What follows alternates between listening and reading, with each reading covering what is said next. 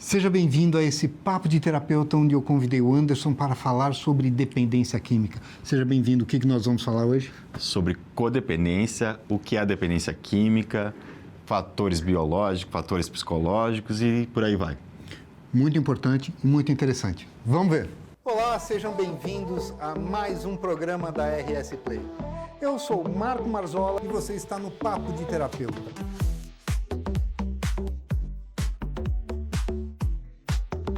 Essa visão da neurociência e da farmacologia, que é a psicologia que trabalha a gente através da alma. Prepare-se para entrar nesse mundo de saúde e bem-estar. do próprio processo de estudo do trabalho de psicotrauma. Modificando todo o excesso de onda eletromagnética artificial que nós temos nesse ambiente. Nós trazemos assuntos desde a ancestralidade até as técnicas mais modernas.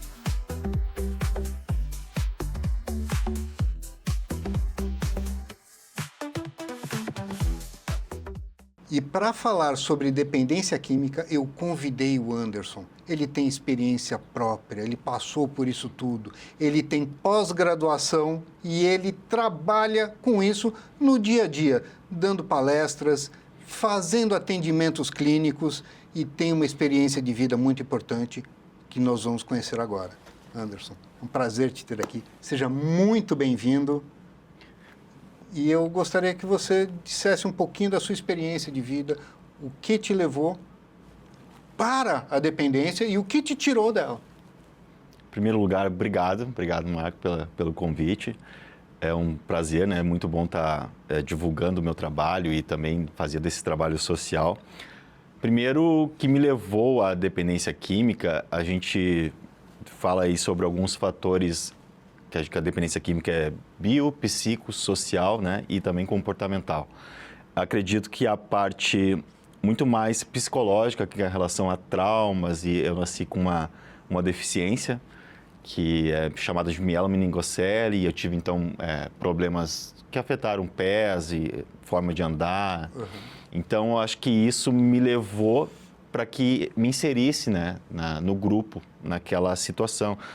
Tanto ali adolescência, pré-adolescência, foi uma maneira que eu achei de me inserir. Então, não foi curiosidade, não, mas foi para que eu me desinibisse mais. Lembro muito bem de como que entrou o álcool primeiro, né? Uhum. Então, acredito que isso foi crucial.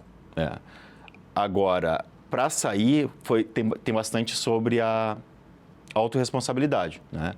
É saber que tá, tudo bem, eu entrei por algum motivo, é uma doença, mas eu sou responsável por ela, por tratar. Então, quando eu comecei a ter a autorresponsabilidade e sofrer as consequências do uso da substância, então eu acho que aí foi o ponto-chave. Se reconhecer, aceitar e dar realmente um basta, não quero mais isso. Não é assim, eu falo que... Falar é muito fácil, né? Quem está dentro é que sente. Eu falo que a recuperação não é uma grande decisão de que agora nunca mais. Uhum. São pequenas decisões diárias, de que hoje eu vou no grupo de autoajuda, hoje eu vou na terapia, hoje eu não vou em tal lugar porque eu posso correr risco. Então, são pequenas decisões do dia a dia, não é uma decisão mágica para sempre. E não é um processo rápido e nem fácil. Não foi para mim, né? Foi durante anos. Mas hoje eu venho conseguindo, sempre falo, venho conseguindo, né? Sim. Você acredita que um dependente químico possa se curar ou ele vai estar sempre em recuperação? Eu acredito e a ciência acredita também que é uma questão de como a diabetes, né? Não tem a cura, mas existe como estacionar a doença. Então, trabalhar em grupo. O controle é que vai determinar. Controle é que vai determinar. O meu desejo do dia a dia é que vai determinar. A frequência em grupo de autoajuda, que a gente sabe que é bem importante, terapia com psicólogo, visitas ao psiquiatra, porque de repente tem algum outro transtorno ali, então cabe uma medicação. Estar sempre alerta, procurar novos prazeres, como atividade física, um chimarrão, né? Nós gaúchos aí gostamos de chimarrão, beira-rio, por exemplo, né? No beira do Guaíba. Então, são pequenos prazeres que a gente vai distribuindo, né? Porque quando a gente para de usar, de repente a gente pode transferir tudo para um lugar só. Então a pessoa, muitas vezes em jogos, muitas vezes vai só transfere na comida, o vício. só transfere. E o importante é conseguir distribuir esses prazeres, né? Mas muita gente acha que é só uma vontade, o desejo de ter uma sensação, enfim, dos efeitos. Mas é muito mais profundo do que isso, né? Tem a parte não só emocional, mas a bioquímica também. Bioquímica. Você poderia explicar isso melhor? Um pouquinho mais profundo? Posso sim. Ela mexe principalmente num lugar chamado sistema de recompensa do cérebro, né? O que é o sistema de recompensa? É o que a gente tem no cérebro que faz com que a gente busque água, comida, né? Desde lá da época das cavernas, esse sistema de recompensa faz com que a gente busque para que a gente consiga permanecer, para que a nossa espécie sobreviva, né? Então, ela age exatamente nesse mesmo local. Então, como ela age nesse sistema de recompensa, que é mais ou menos um instinto humano, o dependente químico ele acaba procurando a droga mais por instinto, porque ele viu que aquele comportamento gerou prazer, esse sistema de recompensa mostrou para ele, e aí ele vai meio que instintivamente. Então, ele vai atrás da endorfina. Vai atrás, principalmente também da endorfina, mas principalmente da dopamina. Tá. Dependendo do tipo de droga, né? As estimulantes, por exemplo, é muito mais da dopamina. Certo. Então, essa é a diferença, né, do usuário para o dependente químico. Porque o usuário, ele usa prazer.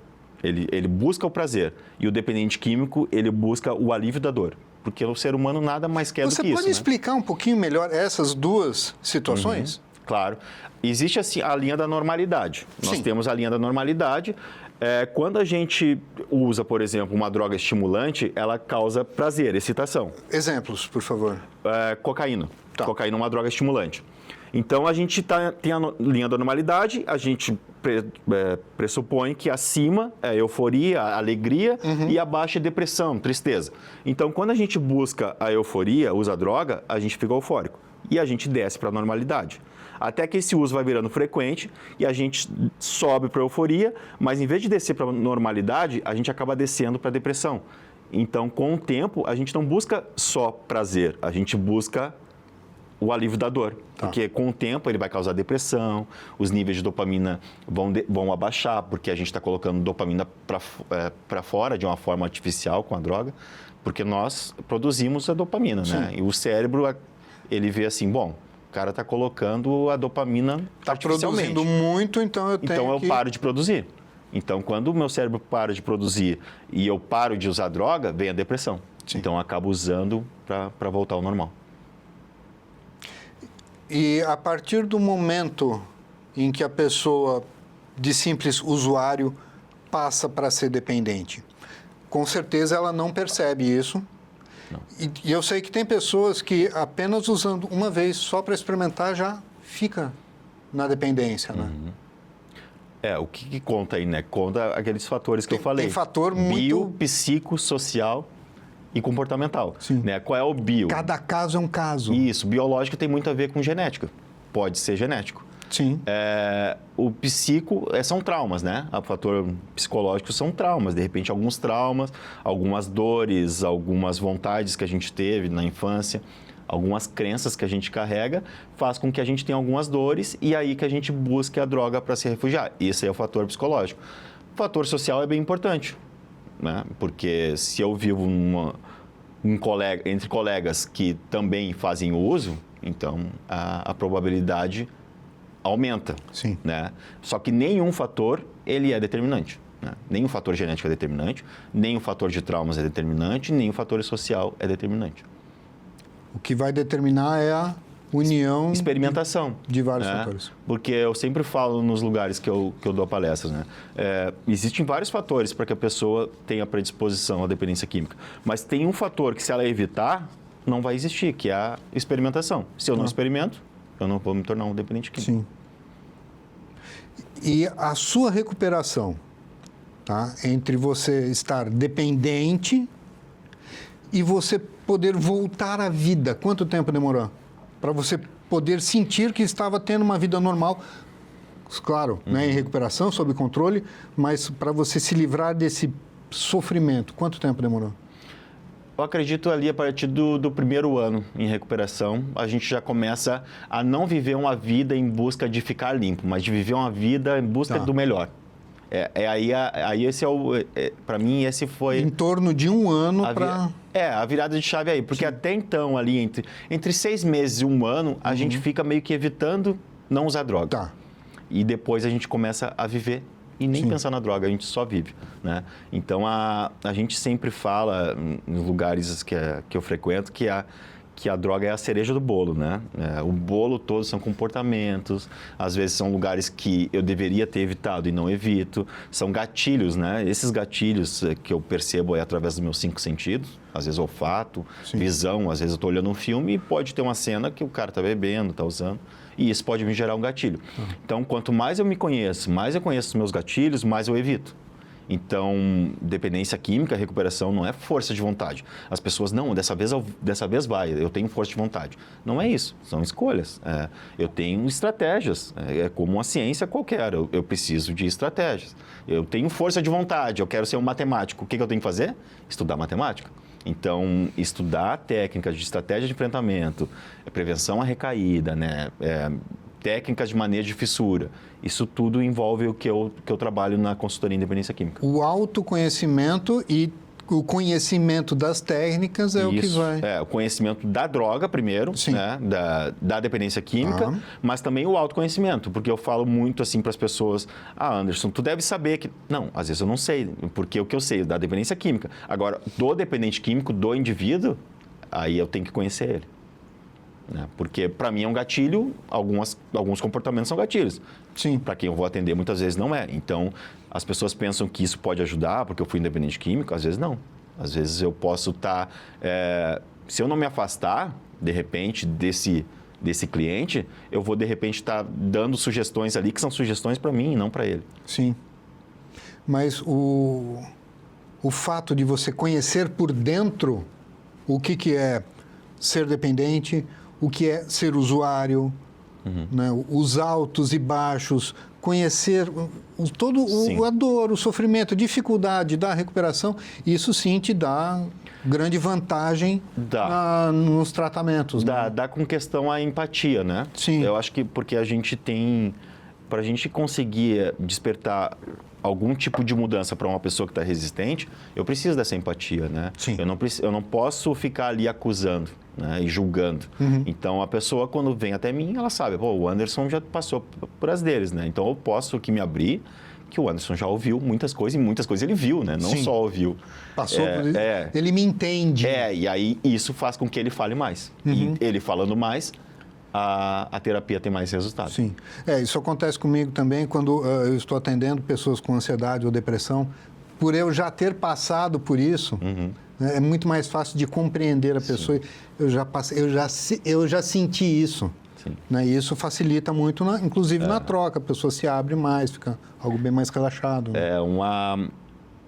Uma frase bem marcante assim, nos grupos de autoajuda é: eu estou limpo hoje e isso é um milagre. Aí quem não usou droga vai pensar, como assim milagre? Está limpo, né? E quem usou sabe que a cada dia limpo é um milagre, sim. É uma luta diária. Né? É uma luta diária. Mas também não vamos romantizar, né? A gente romantiza, todo mundo passa pelos seus perrengues, né? Agora, a dependência química é uma coisa que eu tenho que querer muito e tenho que querer todo dia. Porque se eu quero hoje e amanhã eu não quero, é capaz de estragar a minha recuperação. Mas não é só o indivíduo sozinho. Não. Existem os codependentes. Codependentes, Tá. Mas eu acho que melhor do que eu falar sobre isso seria você explicar o que é um codependente, qual que é essa relação.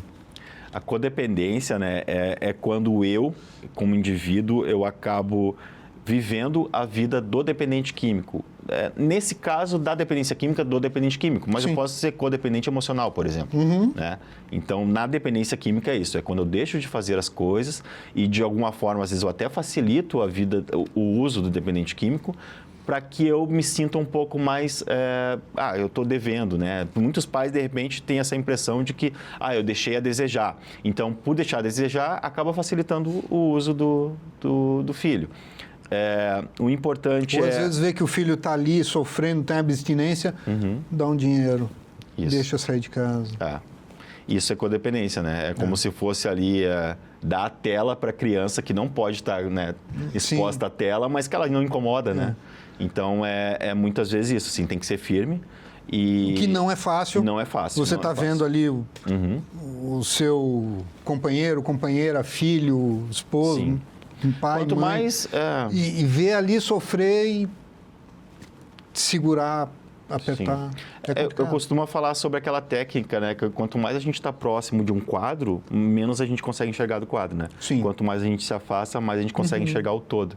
Então, a codependência é muito isso. A gente tem que se afastar. Então, ele é meu filho, mas ele tem que entender que aqui tem regras, né? Pelo menos famílias assim que o filho está na mesma casa, entender que tem regras, né? Que ele tem limitações ali naquele espaço. Sim. E que ele quer usar... É a escolha dele, tudo bem, pode escolher, mas ele vai sofrer as consequências. E eu vi muito isso, né?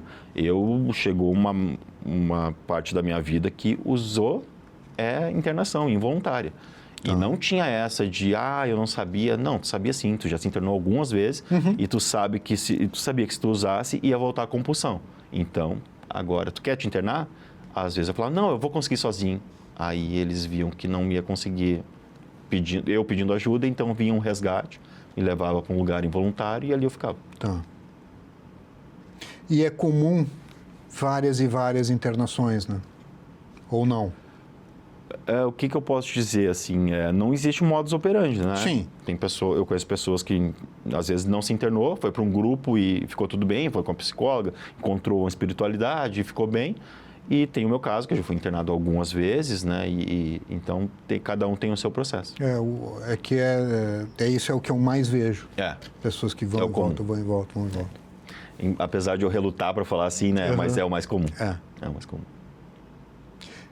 E o que você acha, como consultor, tá? Que é mais difícil você trabalhar o indivíduo ou a família?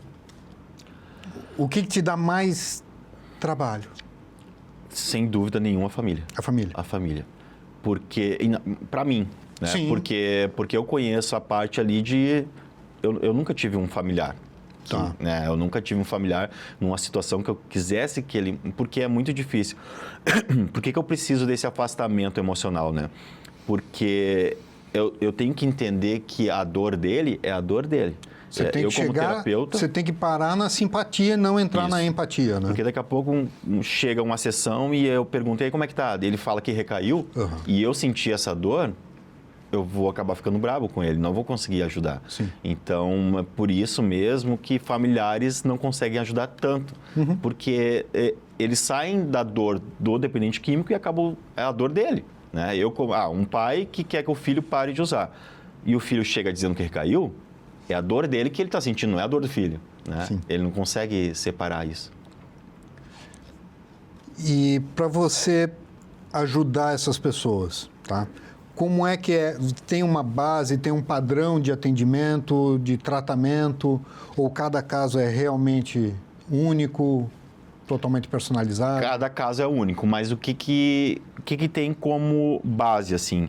Primeiro, a anamnese, né? A anamnese da dependência química, porque muitas vezes a anamnese a gente fala sobre a anamnese do histórico de vida, mas é o histórico da dependência química. Tá. Né? A anamnese, só para dar um exemplo, né? Quem está em casa, com quantos anos eu usei a primeira droga, com quantos anos eu usei a segunda droga, né? E, às vezes, é múltiplas drogas. Então, o que acontece é, primeiro eu faço a anamnese e aí depois a base é essa, é ficar limpo. A base é essa, é ficar limpo. Não importa se tu tá bem, se tu... eu falo muito para eles, assim, a questão de traumas e se tu tá bem ou não tá bem, isso é uma questão com a psicologia, eu não sou psicólogo. Né? Eu sou terapeuta em dependência química, focado. Para mim é importante, é muito assim, não importa o que te aconteceu, importa o que tu vai fazer com o que te aconteceu. O que tu não pode é usar. Né? Porque a gente, depois de um tempo, aprende que usar... além de não melhorar, piora. Sim. Então, o importante é esse, assim, sabe? Aí entra com a base de abstinência, isso é unânime, né? Ficou abstinente, aí é uma base de autoconhecimento. Aí saber o que a pessoa gosta, inserir rotina, fazer um cronograma junto com ela. E quando eu faço um cronograma junto com ela, eu tenho que entender o que ela gosta, né?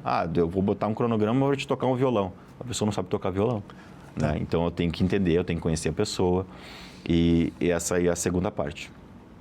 A parte dos esportes, exercício físico, isso costuma trazer retornos bons, Muito. não bons? Não, é perfeito, assim, porque a gente sabe que, né, que fazendo atividade física, a liberação de neurotransmissores, também como a dopamina, Sim. mas também noradrenalina, né, endorfina, outros neurotransmissores, causa prazer, né? Agora, o que a gente faz? Assim, a gente tem que entender de que a vida não é só prazer, né? Daqui a pouco a gente compara, a gente sabe ali que quando para de usar droga, a gente fica num período cinza, né? Que nada nos dá prazer.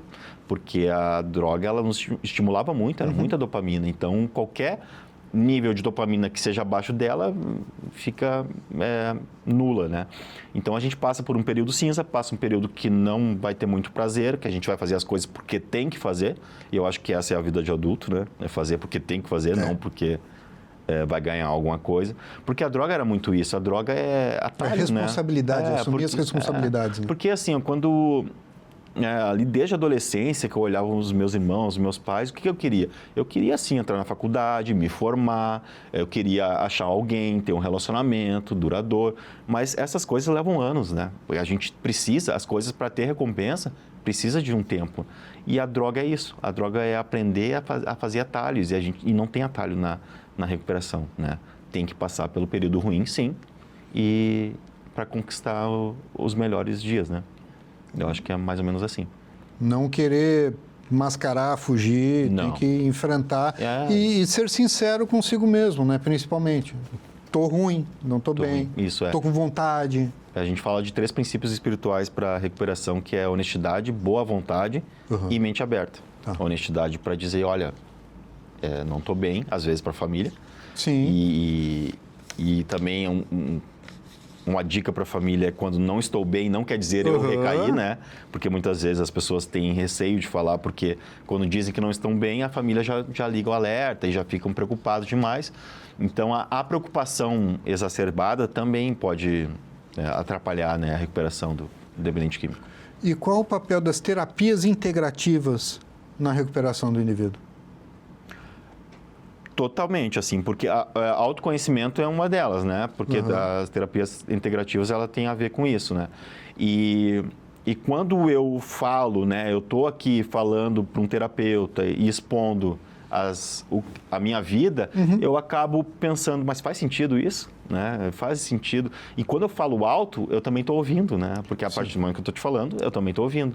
E quando vem de fora, parece que não faz tanto sentido algumas ideias nossas. Então a gente revê. Muitas vezes em terapia, a pessoa fazendo uma declaração ou uma pergunta, ela compreende o que ela está passando, o que ela está sentindo. Sim. A partir do momento em que ela fala, Isso. ela...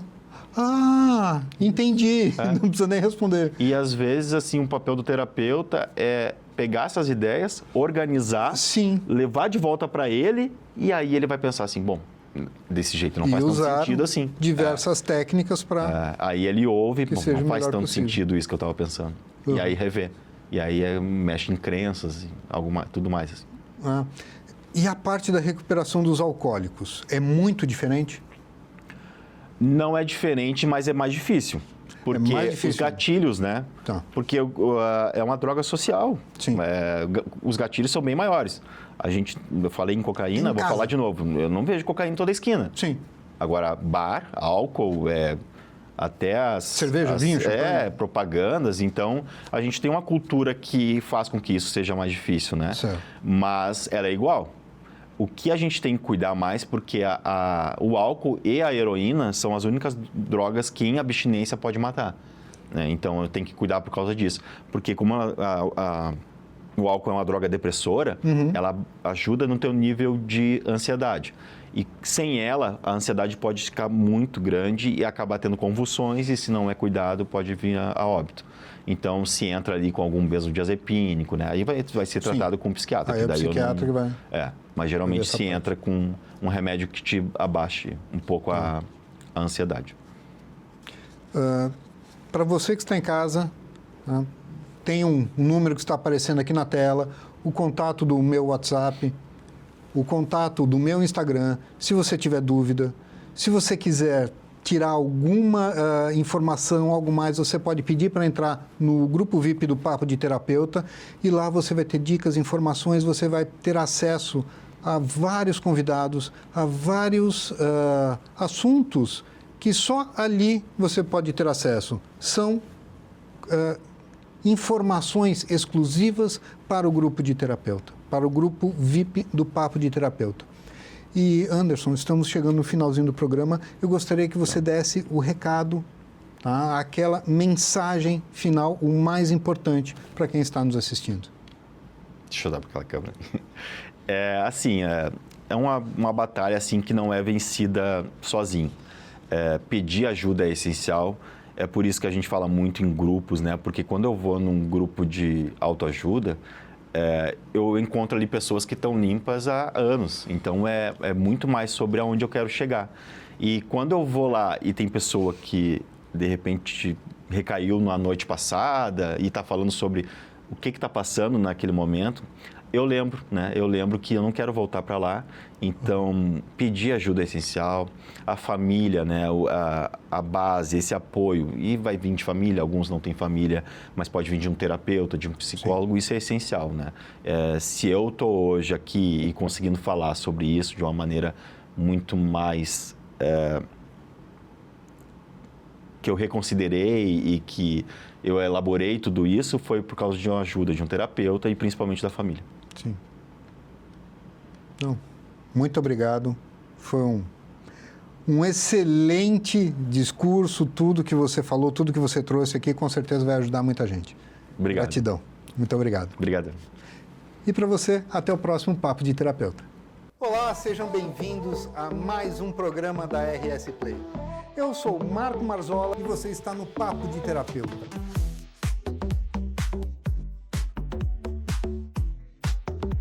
Essa visão da neurociência e da farmacologia, que é a psicologia que trabalha a gente através da alma.